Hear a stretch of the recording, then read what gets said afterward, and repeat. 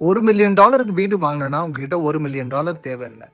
In fact ஒரு 10% இருந்தால் கூட போதும். லெவரேஜ், இதுதான் ரீசன் நம்பர் 2.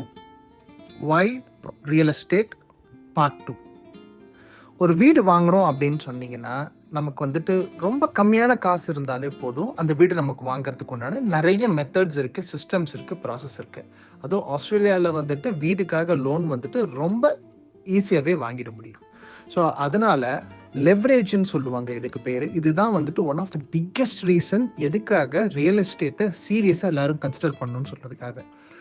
அதுவும் உங்களுக்கு ஆல்ரெடி நீங்கள் ஒரு வீடு இருக்கீங்க, அந்த வீடு கொஞ்சம் க்ரோ ஆயிருக்குன்னா வந்துட்டு நீங்கள் இன்னொரு வீடு வாங்கும்போது வந்துட்டு கையிலேருந்து முடிஞ்ச அளவுக்கு காசு போடாமலே வாங்குறதுக்குண்டான சான்சஸ் நிறைய இருக்குது.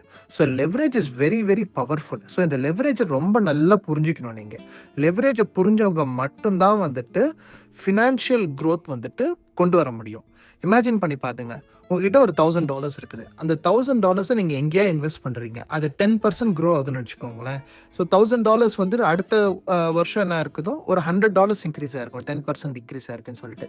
இதே $1,000 வச்சுட்டு நீங்கள் வந்துட்டு பேங்க்கில் 90% கடன் கேட்டு ஒரு $10,000 இன்வெஸ்ட் பண்ணிங்கன்னா அந்த $10,000 10% க்ரோ இருந்துதான் என்ன ஆகும், அடுத்த வருஷம் வந்துட்டு $1,000 வந்திருக்கும். ஸோ உங்களுக்கு 10 times growth வருது இந்த லெவரேஜ்னால, சேம் இன்வெஸ்ட்மெண்ட் கேட்டகரியில். ஸோ லெவரேஜை நல்லா புரிஞ்சுக்கிட்டீங்கன்னா உங்களால் வந்துட்டு ஃபினான்ஷியல் க்ரோத் வந்துட்டு உங்களால் அன்ஸ்டாப்பபிள் ஆகிடுவீங்க.